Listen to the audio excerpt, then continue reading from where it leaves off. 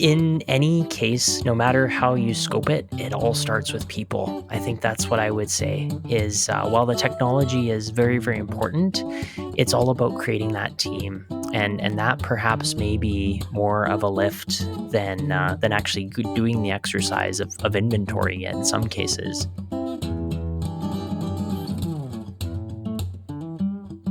You are listening to the Mindful Business Security Show, brought to you by Focivity, where we answer your questions and simplify information security for small businesses. Get the clarity you need to focus on the things that matter.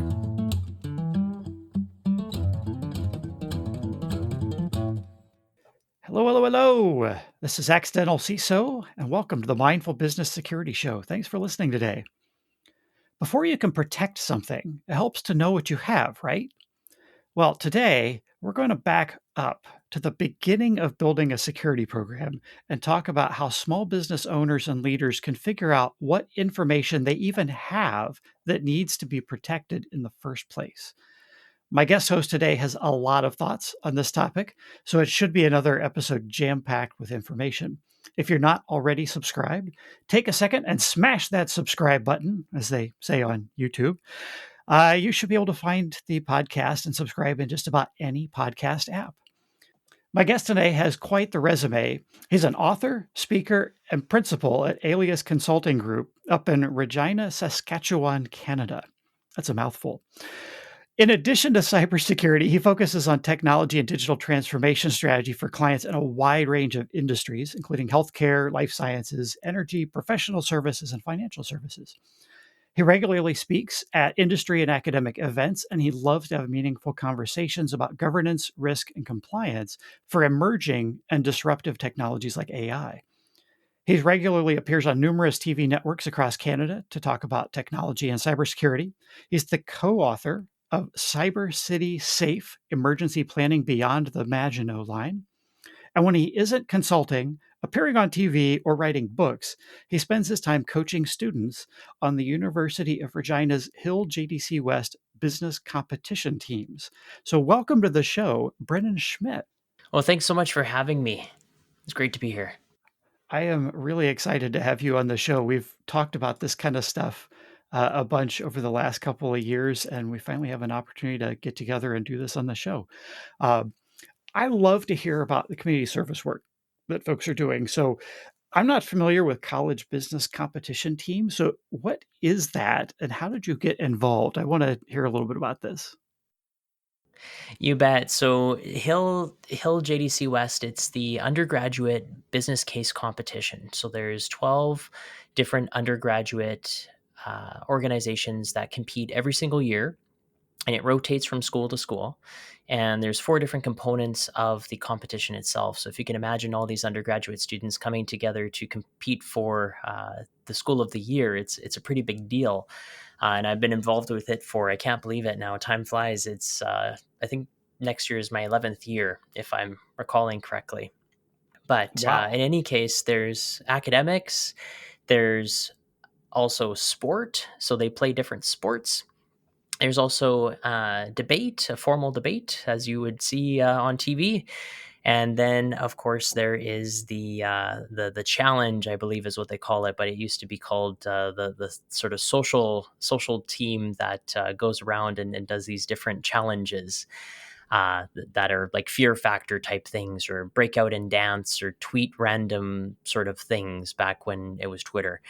So it's quite the awesome competition, and it's just such a room full of energy. Like you feel so energized seeing the students compete, and it's just so amazing to see them take the competition so seriously, yet still have that camaraderie and working not just with their team members as part of the team, but also with their fellow competitors. Wow, that's really cool. I'm familiar with like hackathons that we do with tech students that, and the tech side of things in universities and those types of things. So this almost sounds kind of like a hackathon for the business schools. That's a really good way of putting it. And that's really what it's all about. Because I should add, for the academic component of it, they have, if you can imagine this, they break open an envelope that's sealed that they've never seen before. It's a team of 3. They got together presumably in the fall, and they've had 4 months until that point to get together and learn how to work with each other. So, go through the whole form, storm, norm, perform in a concentrated way, and they'll break open this envelope. Now, again, never seen it before. I want to emphasize, this is a security show, so integrity is a very big deal to them. So I love how they practice the principles of this, and they've got a lot of really cool controls we can maybe talk about later. But they have never seen this before, and they have 3 hours to read the case, to develop a slide deck from scratch, rehearse it, assuming that they've got enough time. And then after they are out of the isolation portion of it, they have 20 minutes to present to an executive audience who they've never presumably met before. And then following that 20-minute presentation, where they analyze the case and give recommendations, they then do a Dragon's Den rather style Q&A period. And they just get completely grilled on questions, and they do just such a remarkable job. And the innovation and the conviction and the confidence that they present in just such a short period of time is just absolutely awe-inspiring. Yeah, that sounds like a lot of fun. A lot of fun. Very cool. So, and then your book. I want to talk about that just a little bit. I had never heard of the Maginot Line. So, if you could start with the title, what is the Maginot Line first, and then sort of what's the story behind writing this book, and what were you trying to achieve with it? You bet. So as far as the Maginot Line, to give the TLDR, so for history buffs, this was a fortification that was built along France's borders at around World War 1.5, if you want to call it that. And the whole idea was to make it so that there was this sizable infrastructure investment in order to defend France from having what we ended up later becoming see what happened in terms of history. And so there was one section in particular that ended up getting breached, and it was not fortified. So there was a gap in the Maginot Line, if you will. And of course, threat actors that we saw throughout history saw that and exploited it. And we saw what came of that as part of an increase in war in terms of how different tactics and tools and all that other stuff unfolded.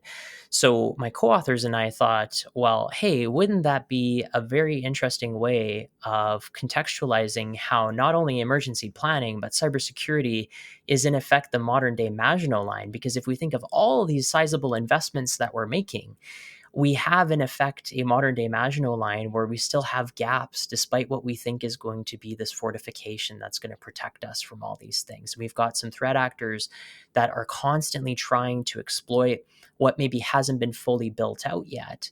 And so that's really where we were coming from with the book, and we explored a few different examples of where technology.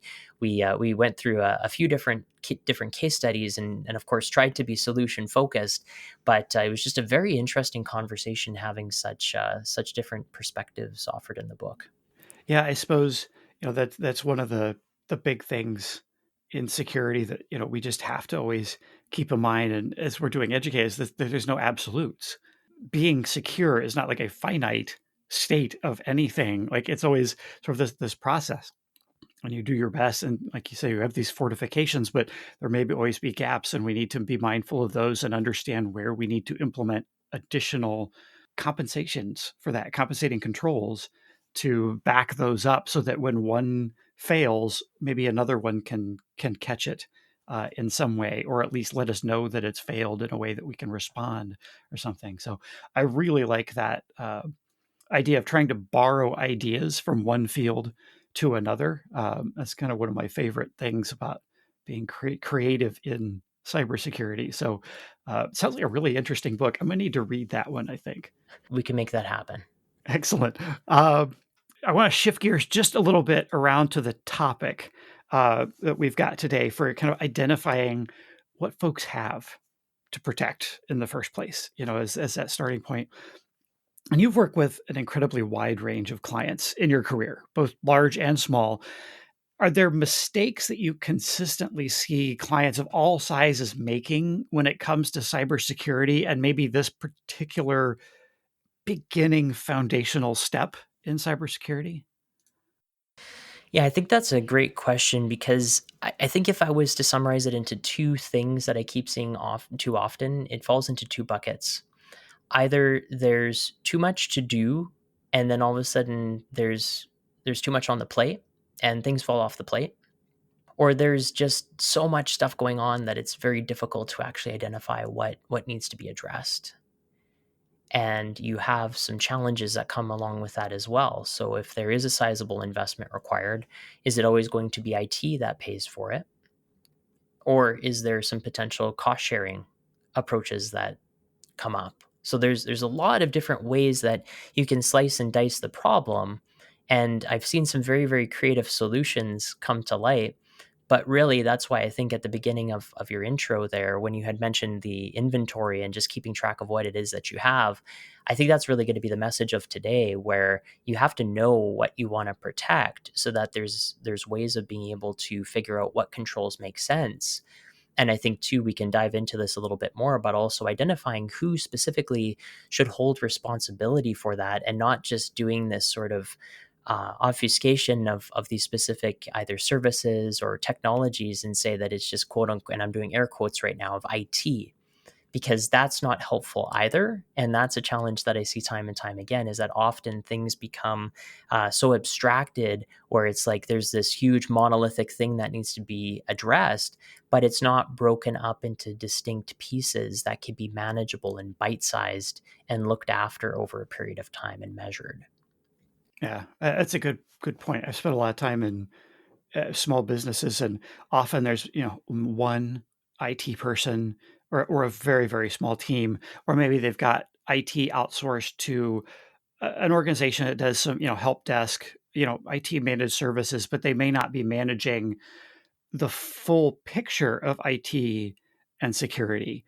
And then the who pays to it also pays for it may also come down to scoping in the contract of like, are you even entitled to some of those things from that managed service provider, or do you need to increase the contract to get there? And when you have one single person running IT, it's easy to fall into that trap of, well, it has to do with technology. It's got buttons on it, whatever. It runs an app, so obviously it's IT, but that isn't always the case either. So, uh, really good points there.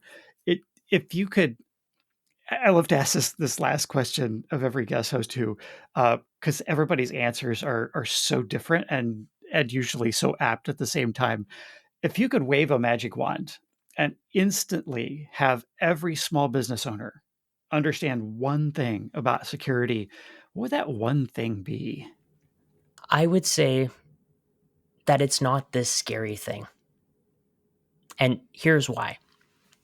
I'm somebody who's a huge advocate of making it so that cybersecurity becomes a key business enabler. And while some may think that that's a very aspirational thing, I think if you can gain a sense of the ones and zeros of finance, you can gain an appreciation of the ones and zeros of data.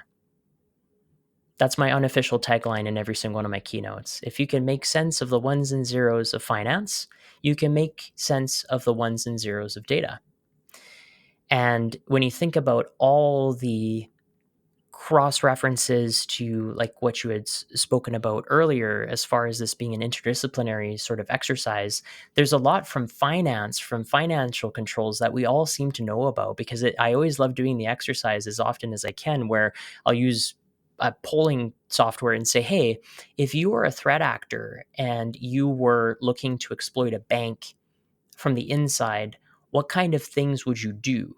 And it's always interesting how when you crowdsource that question, there's some very interesting answers that come up, as you mentioned earlier. And some of them I'm thinking to myself, well, like, do you actually work in finance and you know way too much about this? Or do you have a side hustle that we might want to talk about here?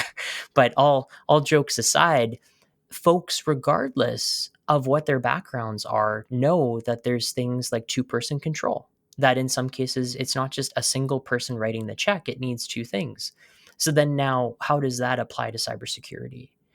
And I think what's really encouraging about it and what excites me about it is that it doesn't need to be this fearful thing. And instead, I'm just this tireless advocate of saying, if you can get excited about cybersecurity, not only can you make things safer, not just for your customers, your clients, and for your team members, but you can also really find some substantial money savings. Because imagine inventorying things that you have, and let's say you've got a whole bunch of licenses that you didn't know about because so and so in finance just randomly bought them, and it's not connected to your systems, and they have different usernames and passwords. There's ways of figuring that stuff out. It just takes a conversation and coming together at the same table. Yeah, very, very good thoughts on that. And it is true. Like folks are used to thinking about managing risks in their financial processes with controls for mistakes, catching mistakes and errors, catching potentially fraudulent behavior as well. And in cybersecurity, that malicious behavior is very similar to fraudulent behavior, and a lot of cyber events happen because of mistakes. It's the same kind of true two root causes of things that typically go back to people. um, and in other areas of business as well, we're used to kind of dealing with those types of things. So yeah, it's not a big stretch to apply that to technology. And I love your framing it of, it doesn't have to be this scary thing. It drives me nutty seeing people lead with fear to try and sell this stuff. Well, if you don't do all these things, like all these terrible things are going to happen and you're going to get hacked and you're going to go out of business and all that kind of stuff. And like fear is very effective motivator for short periods of time, but it doesn't necessarily work over the long run. And with building cyber programs, that sort of thing, you can earn a lot more trust if we talk about, well, yeah, these bad things can happen, but like, here's what we can do about it. And you flip it into a positive instead of this nebulous, like all these things might happen, but what can we do about it? Let's focus on that. But here's what we can do about it. I love that approach. Absolutely. So we've got some callers lined up today. They're waiting on the phones to ask some questions. So are you ready to go take some questions from callers? I'm looking forward to it. Awesome. Let's go. Do the cybersecurity risks to your business have you confused? Visit Focivity.com/podcast. That's FOCIVITY.com/podcast and sign up to be a caller on a future episode.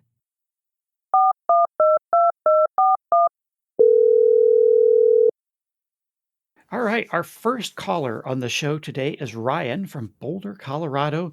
Ryan, welcome to the show. It's great to have you here. How can we help you today? Yeah, thanks very much for having me. I think my first question is like, we've got my company's got a lot of data and it's kind of all over the place.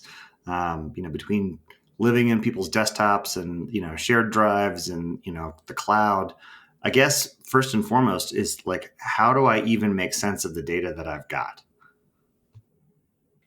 That's a great question, and I think, and I appreciate the question. So I think the easiest way of being able to make sense of it is to bucket things as simple and as high level as that is, because I found that to be a really, really effective way of being able to sort out what kind of safeguards you need to introduce. So, for example, let's say you've got donor information or financial records, employee data, beneficiary data.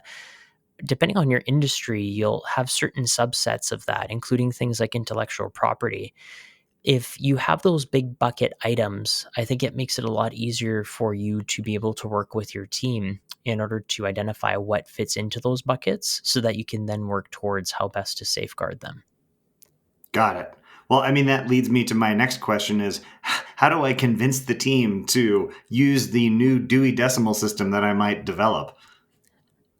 I love the reference to the Dewey Decimal System. As with all things like this, it is definitely less of a technology problem and more of a team dynamic problem. So I think coming into it, I always like to make sure that change management is at the forefront of things, and just really being mindful of who the audience is. So in a lot of cases, instead of just, let's say, introducing the Dewey Decimal System, it might be wise to consider just what folks' familiarity is with that data to begin with. Something as simple as a survey might give you a really good opportunity to do a sort of crowdsourcing exercise, if you will, of what that inventory is, while at the same time opening it up so that you are making sure that you're soliciting feedback from those team members who ultimately are going to help you. Got it. Yeah. Okay. It's a good approach. Something else that I like to do with small businesses, especially, is to back up a little bit, because they may not know what their data or their information is quite yet, but they generally know what they do day to day, even if it's not even written down yet. Because a lot of small businesses don't have their processes documented, super well either. A lot of times, but if you can back up and have them just think about, like, what are our primary business processes of what we do, and then as they think through that and identify those processes, it makes it easier to start identifying what are the types of information that we use along that process, and what are the tools that we're using that information in, and that can help kind of pull that out of their heads, and you can start getting it written down, onto, paper, or, a Word doc or whatever, however you want to capture it, and you stay out of the technical weeds more, and think more in just terms of, what are we doing day to day, and how are we interacting with different types of information, and those types of things. And I think that's a good way at a high level to at least kind of get a baseline for, uh, the critical information to support those key business processes. And obviously, you're not going to get a big bang kind of approach where, like, you get everything all at once. Like, you're going to iterate on this, but having that initial uh, inventory is really, really helpful, especially if it's for, like, your key business processes. So that's usually another place where I start if they're having trouble even just thinking about the bucketing at this point, and just identifying stuff to start putting in the buckets. Right. No, that makes sense, and I think that that's definitely helpful. So humor me here. Let's fast forward, and I'll wave my magic wand and have managed to sort through everything, and everything is in its prescribed buckets. Like, at that point, how do I determine the value of what's there? I mean, because you're going to have all of these different types of data that's going to live in there, because finance has their bucket, and the marketing team has their bucket, and I know there's PII in the marketing bucket, and I know there's financial data in the finance team. Like, how do I figure out how to protect these things?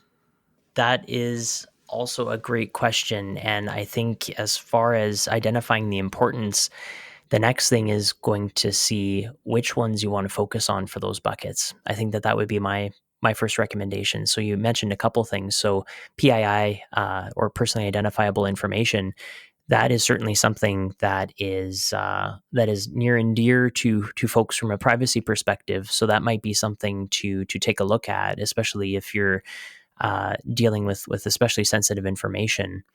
In the case of, let's say, financial information, that would probably be a good first step as well, and just evaluate what the risk and the likelihood is, or sorry, the likelihood and the impact is of that information being subject to potential threat actors wanting to look in that. But I would love to hear what other components might come to mind here as well.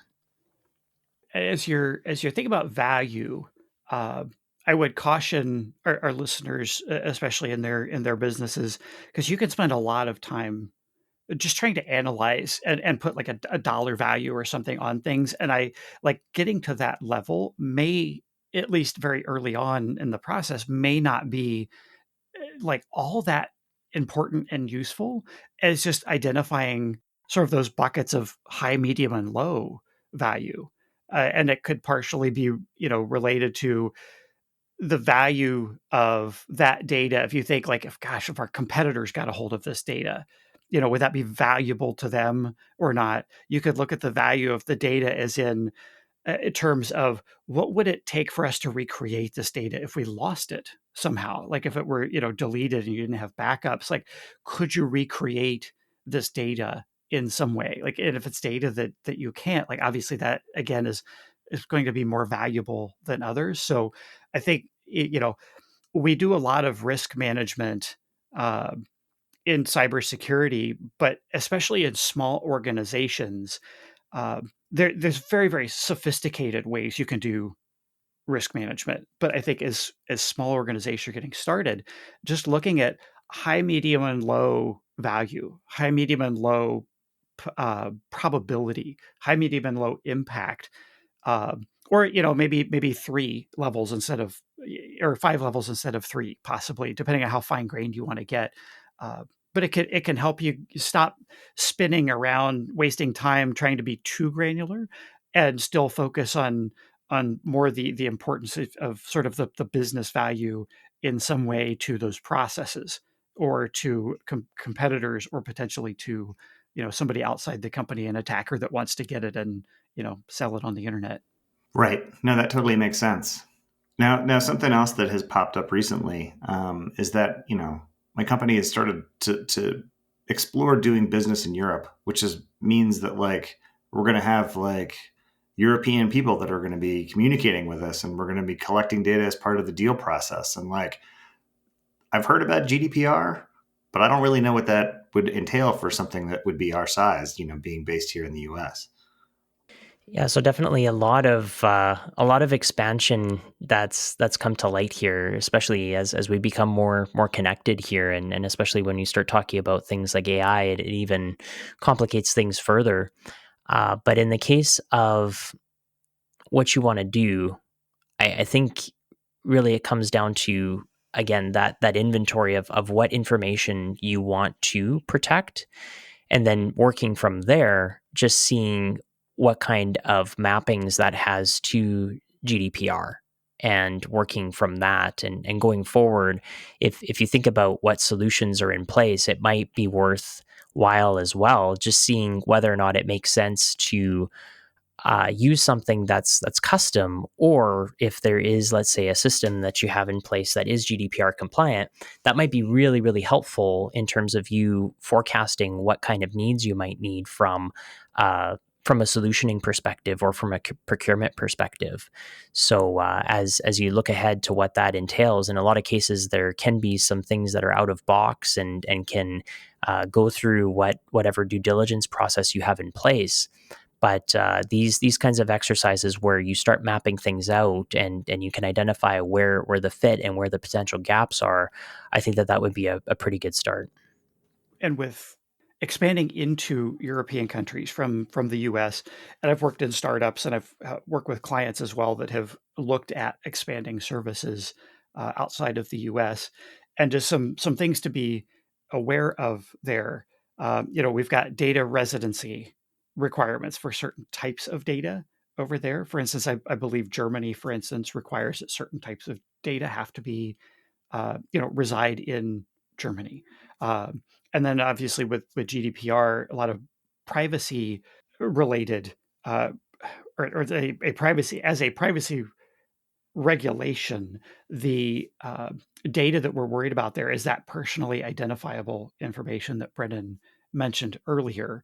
Uh, and the tricky thing, we've got an older episode on privacy where we dive into this a little bit more, so I'll try and give the short version for our listeners. But the idea with this is that the the person that the information is about owns their data. So when it comes to privacy, it gets used differently than we normally use it in the English language. We normally use it more like confidentiality, like keeping secrets. But when it comes to things like GDPR and privacy legislation that states maybe like California have, it's around who owns the data, who's the custodian and the steward of the data. And basically the company is a steward of the data, but the person actually owns the data about them.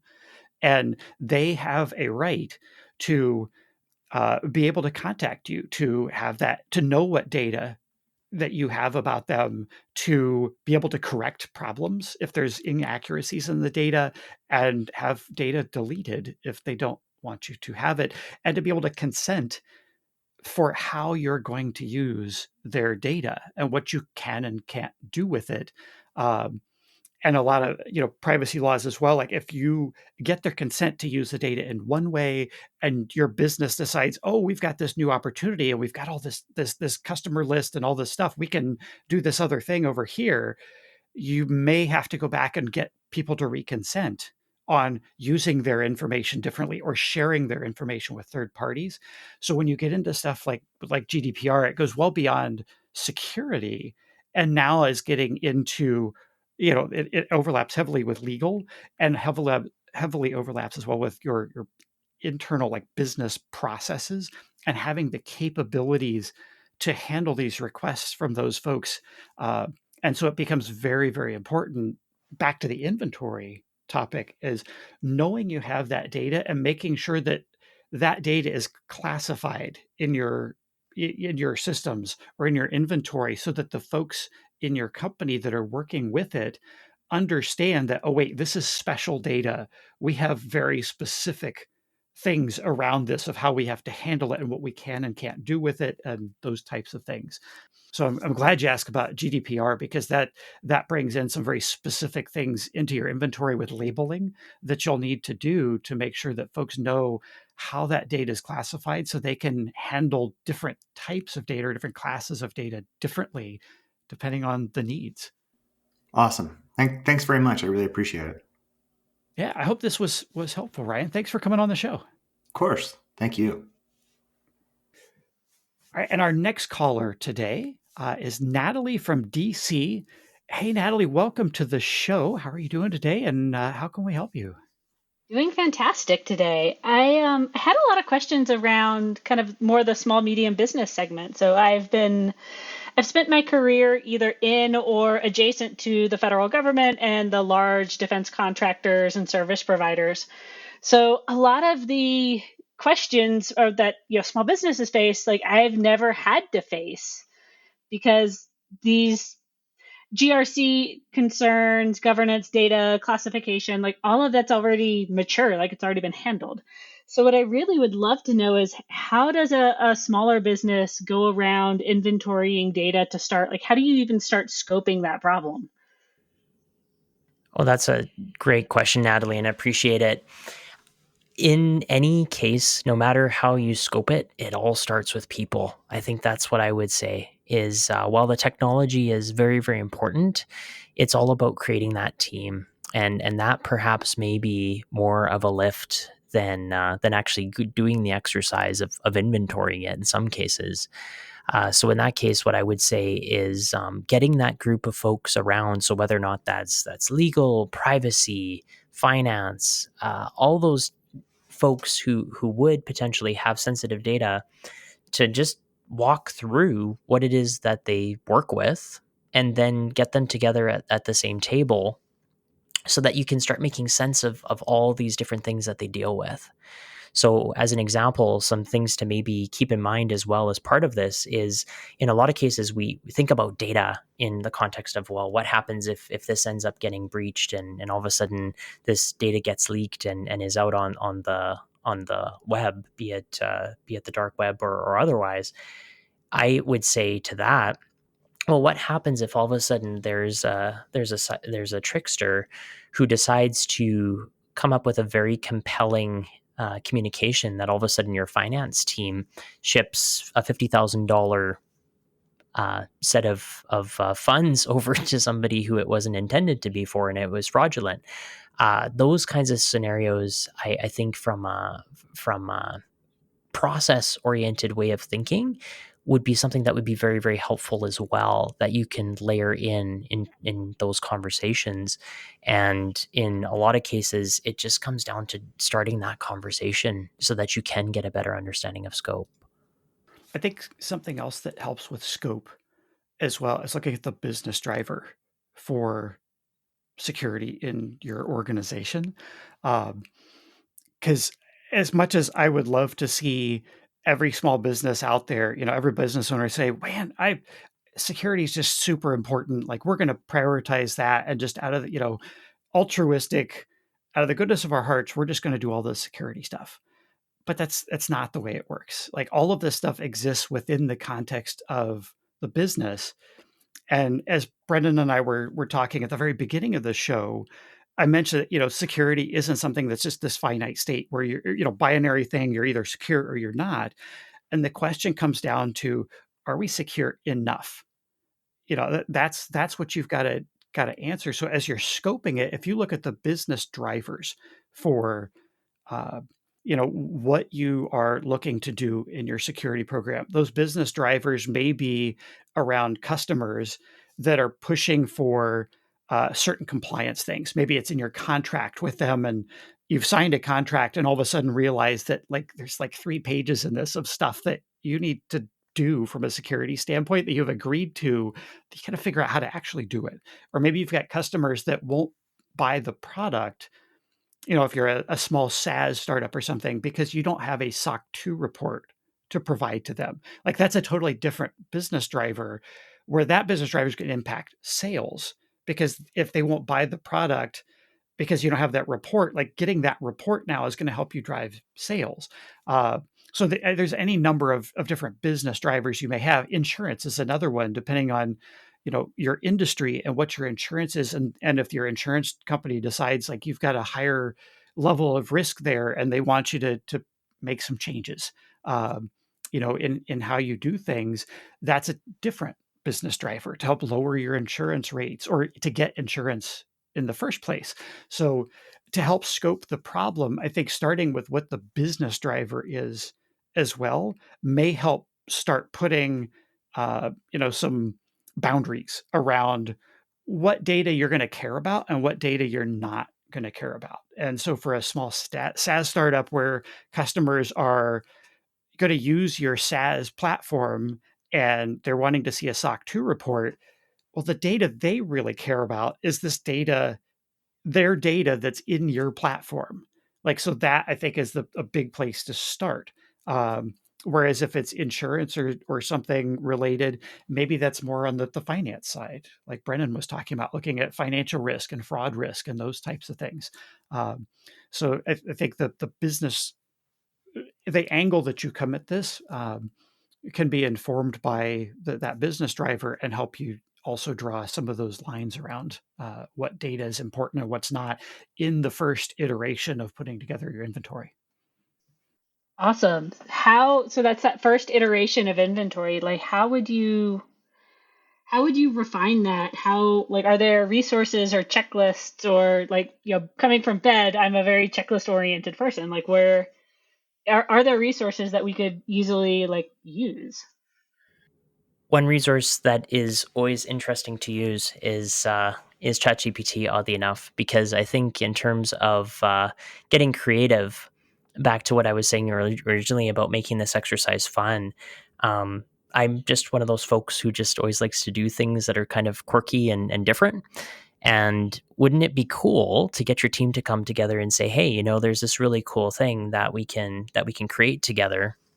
Let's see what it makes sense to take this information that we put as part of a brain dump." Obviously, I'm saying that there's not going to be any sort of potentially sensitive information going into this. But what if you were to come up with a table and just go through that simple exercise and have some fun and say, "Hey, how would you make sense of this stuff? And how would you group it?" And that would be a really good way of being able to map it to some things like, let's say, the NIST cybersecurity framework, or any sort of other method that you want to do it. But I think another thing that I would encourage folks to keep in mind too is that while there are some things that you can be anchored to, in some cases it might make sense just to make what can be seen as this huge complex thing, even though we don't want it to be, into something that's more custom tailored to the organization and really meeting them where they're at. And so if there's some stuff that maybe isn't as relevant, maybe just focus on, like what was mentioned before, the key pieces of what the business drivers are. And so what do we want to laser focus on in terms of what we want to come together and look at. So if it's something related to finance, if that's something very, very important, let's start going through and categorizing that. But that's a great question. And I'm glad you mentioned NIST there, Brennan, because with Natalie being familiar with the government space, the NIST and FedRAMP and those types of things are things that Natalie, I imagine you're probably very familiar with their frameworks and all of that. But on the small business side, NIST has released some fantastic resources as well, in the form of the NIST cybersecurity framework, which is different than when we talk about NIST uh, NIST compliant a lot of times refers to something like NIST 853 or 800-171, like the Department of Defense, requirements or something like that. But the NIST cybersecurity framework is it's small enough, it's well-rounded, and it works very, very well for small businesses, and it gives you some latitude to get creative in how you implement the whole program.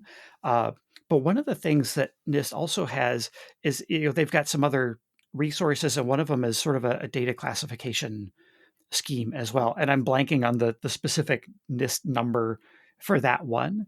But there's starting point data classification schemes that you can use, and NIST is a very good one. A good starting point for these types of things is where you have maybe like 4 tiers. And that's usually where I start with my clients, is like the lowest tier is public information. Stuff's gonna be on your website. Anybody can access it. And then the next tier up is information that's company internal. It's not really intended to be public, but it's not the end of the world if it were, exposed. And then you've got another tier up from that that's like, this is company now confidential, like, stuff that you don't want released, outside of the company, because the impact could be very great.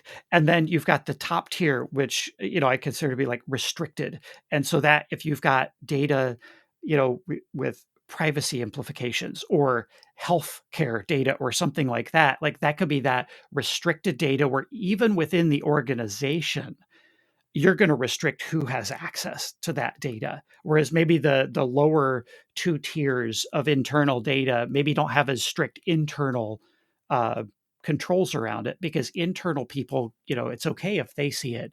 But where that restricted type of data comes in is places where, like, you need to control access even based on role within your company, financial plans and those types of things, come to mind that maybe the CFO has. So I think, NIST is a great place to start because it's very broad, and you can always add more classifications to that, but it defines those first 4 tiers pretty well, in a way that is pretty easy to work with and get folks on the team started bucketing. And that's a really important piece that Brennan was getting at earlier, is the team has to be involved with this. This isn't like a one person thing where, like, the IT team does all this for the company or the security person does it for the company.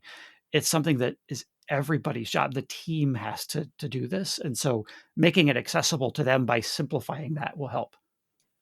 Awesome. Thank you so much.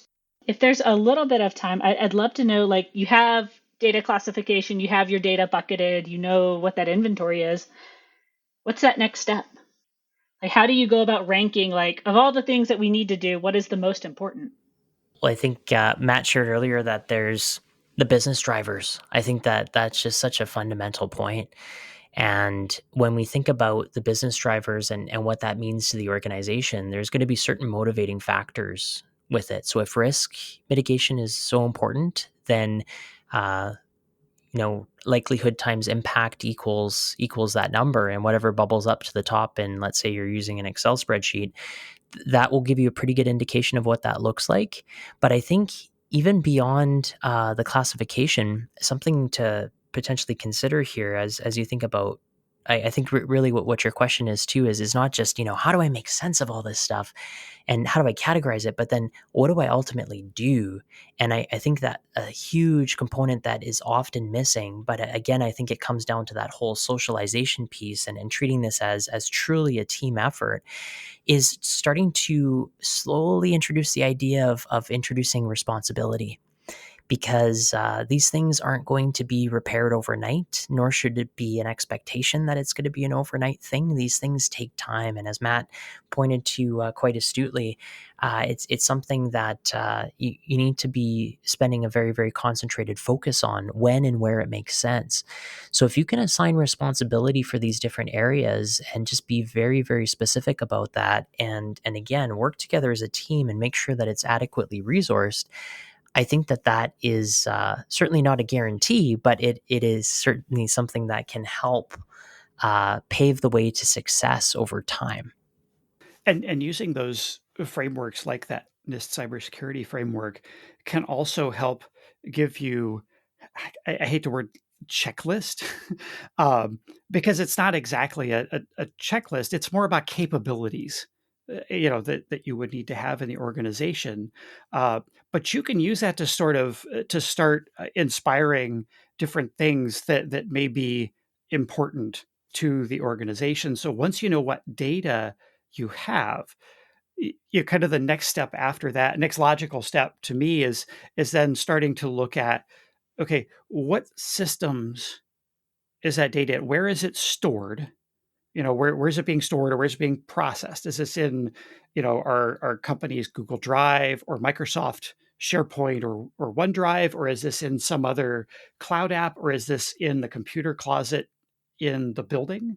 If we're hosting our own apps on, servers inside of our own uh, organization and network, uh, once you start figuring out like what apps, what systems is that data now stored in, and that lets you now look at, okay, who has access to that, who should have access to do it to that, maybe who shouldn't, and now you can start defining role-based access to that data, to those systems, to make sure that you're not providing everybody in the company access to your, financial data, or to private customer lists when they don't need access to that.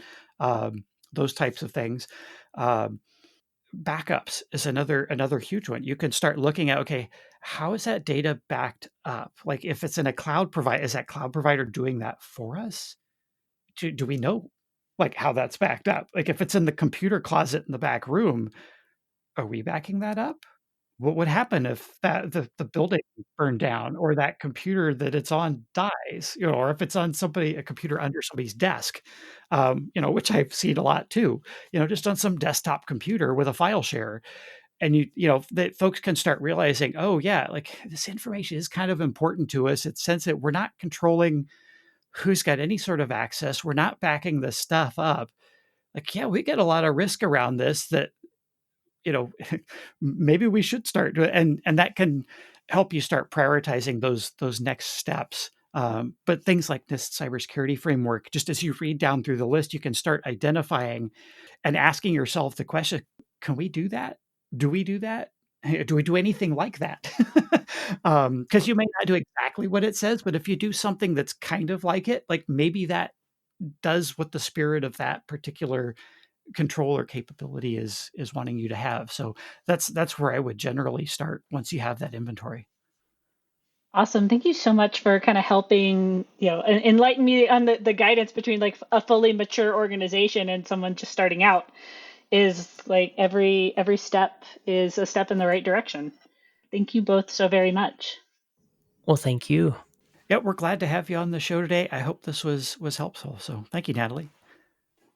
And our third caller today is technically not a caller. This is a mailbag question.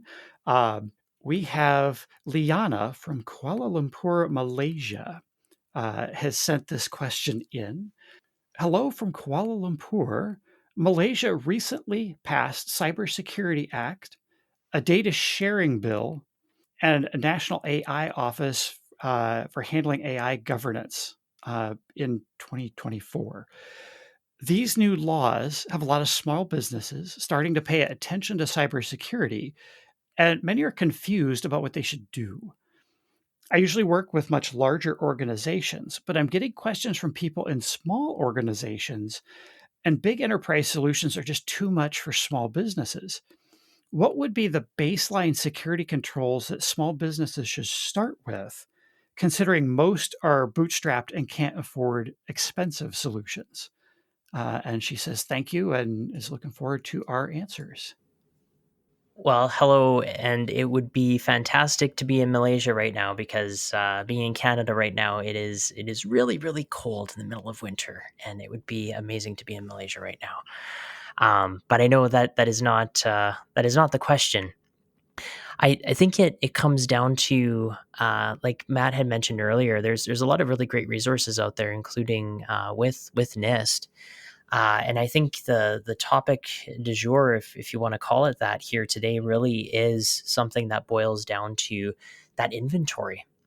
And it helps get you a better idea of how best to scope things so that you and your team can evaluate what you want to do next. And when it comes to figuring out where you should start, I would always like to recommend that governance is a key component of that, of painting that picture with your team, because really governance, at least in my view, is going to help determine what that path forward should be, not only in terms of coming up with that inventory, but also what sort of things you should have in place that as you start maturing your capabilities and as you grow and evolve to different market demands and customer needs, you have a path forward that helps you meet those requirements wherever it might be based off the jurisdiction, and then also helping to really pave the way for you to have, like what Matt was mentioning earlier, some of those considerations at play here. So if now all of a sudden we're talking about having certain pieces of information categorized, and we've got role-based access control, we've got all this other stuff. What does it look like in the context of how our system is actually architected so that we can have it so that there are safeguards in place for, let's say, if we're using a single cloud, or if we're using multiple clouds, or like Matt mentioned with the computer that's on the floor. As a small business, you really want to have an idea of exactly what that footprint looks like. And then I think also too, making sure that you have that governance in mind for how you can start addressing some of these more discrete areas. But I'll turn it to you here, Matt, because I'd love to hear your perspective on that. One of the really nice things is that we can leverage these frameworks. Like, I'm a huge fan of frameworks for small businesses. Things like the cybersecurity framework we talked about. Also, things like the Center for Internet Security, CIS controls. Uh, the CIS controls are a lot more specific and prescriptive, but they're built into implementation groups. And there are 3 implementation groups that get progressively more stringent, I suppose you could say, as you build a more mature program. So you start with implementation group 1. And for many small businesses, that may be enough. Like, you can strategically look at this and say, you know what, I feel like if we do these things in implementation group 1, we will be secure enough. As I was mentioning before, like, enough is a really key word there. And the same thing with the NIST CSF framework. You can go through that, and maybe you'll decide that certain things just, they're not a priority right now, and you're going to do other things instead, and focus on specific items out of that. But the nice thing with the frameworks is there's sort of a general set of best practices, or just these fundamental things that we know that every business really should be doing, just by nature of the risks that inherently exist in being in business, being online, using computers. And so these are going to get you bootstrapped with the basic things of, and I hate to use the word basic because it makes it sound easy. These really are foundational or fundamental things. Like, if you're playing sports, I know a lot of folks, maybe have done sports when they're younger, uh, or maybe certain games as well, like chess or something. There's going to be fundamental things that you practice and you drill, uh, and so, like, you can look at these as fundamental things, like making sure we have multi-factor authentication in place, or as we were mentioning before, making sure that we're not just letting everybody in the company uh, access everything, that we've kind of defined different roles and what's appropriate levels of access for people, and start kind of enforcing those types of things, making sure your data is backed up so that you can't lose it because of a mistake that somebody makes, or because of some sort of natural disaster. Um, Really basic stuff like that. You're gonna catch in these frameworks, but they're also going to help you identify maybe some stuff for the next phase. So now we want to get some visibility into it. So in the physical security space, you've got folks that have uh, the cameras, go to, airport or something, and, you got cameras all over the place, and there's somebody up in a room somewhere watching the bank of TV monitors of this camera network, watching what's going on. We've got similar kinds of solutions for digital stuff, which look at the logs that different systems and applications create as people access data, modify data, create it, delete it, those types of things. When they log in, when they log off, all of this kind of stuff gets recorded, and you can pull that into a system that's kind of like the digital version of a DVR that allows you to kind of see what's been going on in our systems. And you can have those things now begin, either show like dashboards, like the wall of TVs, or they can send alerts if it notices something that has been, programmed into it as, this is suspicious behavior. Those types of tools to give you visibility into what's going on is kind of the next step. So you've identified what you want to protect, and now you've got some protective controls in, things you're doing to protect it. But if those controls fail, very beginning of the podcast, Brennan and I were talking about like this layered approach with the book he wrote with the Maginot Line, where you need additional defenses to be able to take over in case your primary defenses fail. Like, you got to be able to detect that and know so you can respond.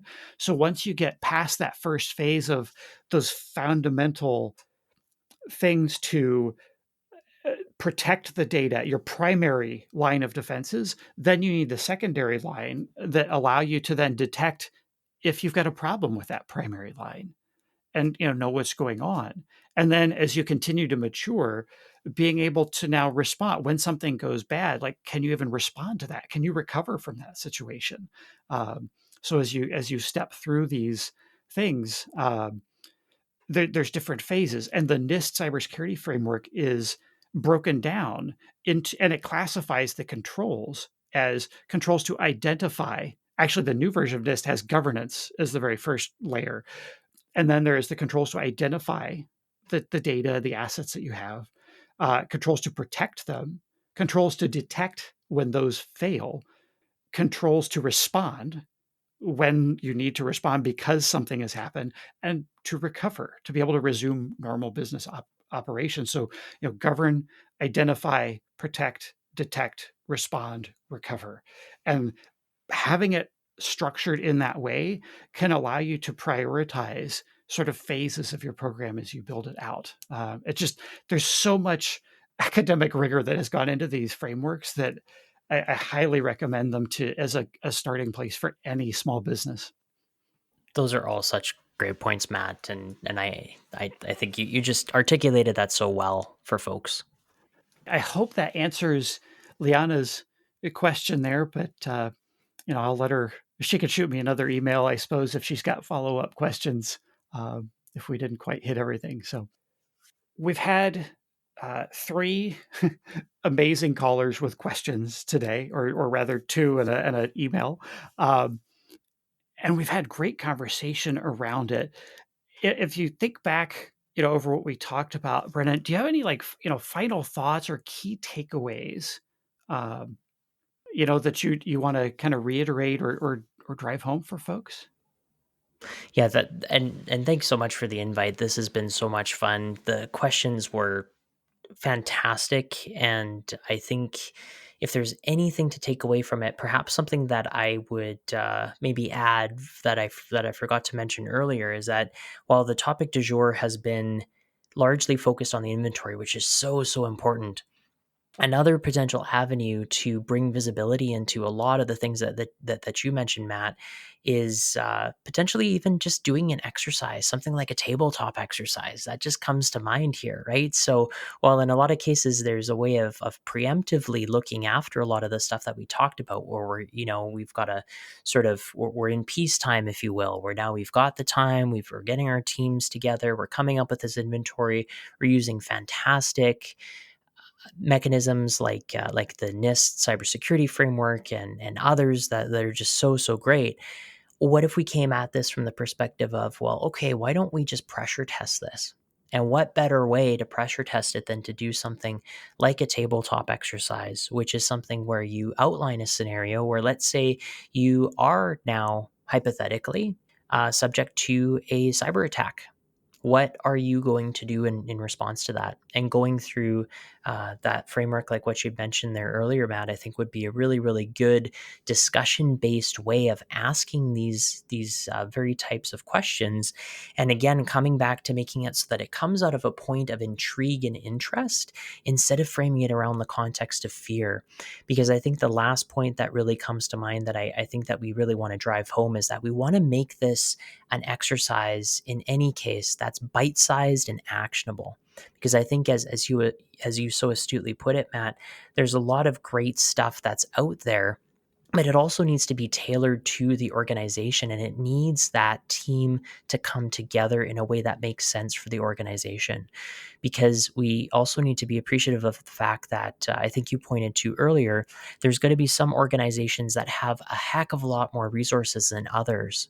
So what are the basic things that we can do so that we can get to, like you so rightfully put, that sense of enough based off of what our risk appetite is as an organization that really lends itself to those business drivers. So I think bringing all that to a close of what I thought was just such an awesome conversation here, I think that would be the key takeaways that I would walk away with here from today's chat. But what about you?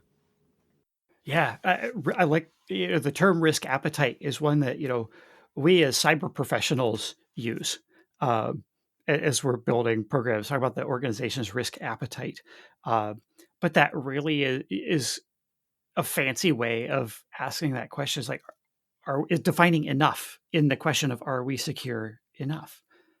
Where do we need to draw the line? What point are we going to reach diminishing returns on investing in security based on our risk appetite, the amount of risk that we're willing to take on. And all of that is determined by the business drivers and the business that you're in and the specific industry and location and regulatory stuff that may be around your business as well. The types of customers you have. It's also very different for every single business. Like you can start with certain best practices, but at the end of the day, only the business can decide for itself how much risk we're willing to take on, and I think that's a great takeaway here is that just identifying what you have is what allows you to have that next conversation. Okay, now we know what we have. Which things here maybe do we need to be more careful with and protect better? And it all comes down to business processes and prioritization. Brennen, where can folks find you online if anybody, listens to this and wants to reach out and, follow up or get a hold of you somehow? Best bet would be brennenschmidt.ca. So that's BRENNEN Schmidt, SCHMIDT. I've got all my official social media channels listed in the top banner because there are many, but that is the go-to source where you can get in touch with me. And by all means, feel free to reach out. And I always love hearing from folks. So if you want to send me a direct message and say, hey, heard you on the podcast, you mentioned such and such, I'd be happy to send you a link to a resource. Thank you so much for joining me on the show today, Brennen. This has been awesome having you here to answer our callers' questions with me. I always enjoy chatting with you, when we're, hanging out at conferences and coffee shops and that kind of stuff, when we get the rare opportunity to hang out in person. So, and as always, I want to thank our listeners. If you are listening still at this point, thank you. I appreciate that you are here. Thank you to our callers with their questions. Please don't hesitate to reach out and interact on social media. I would love to hear from you. Until next time, I am Accidental CISO, and stay mindful. Don't miss our next episode. Be sure to subscribe in your favorite podcast app and follow us on social media. Visit focivity.com/podcast. That's FOCIVITY.com/podcast for show information and links to our social media pages. This has been the Mindful Business Security Show, brought to you by Focivity.